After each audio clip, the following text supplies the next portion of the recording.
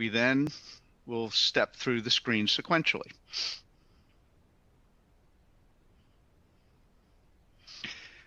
On the vessel and regeneration system, you get to pick how your different resins are arranged.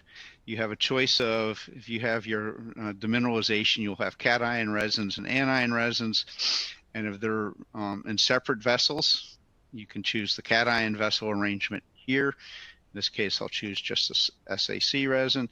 My anion, I will choose just an SBA resin. If you wanted to look at some of the arrangements where you could combine them, like in a mixed bed, they would be down here in the cation or anion combined area.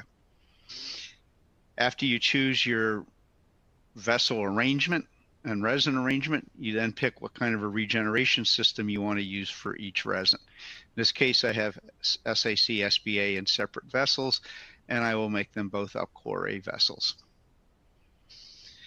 Lastly, we want to have a degasifier between our SAC and SBA resin.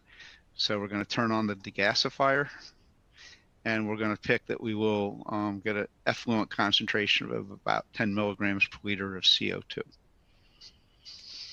Lastly, if you want to see the system diagram, up here at the top, you can turn it on, and you can sort of verify that this is what you wanted. And if you don't want to look at it, you can hide it.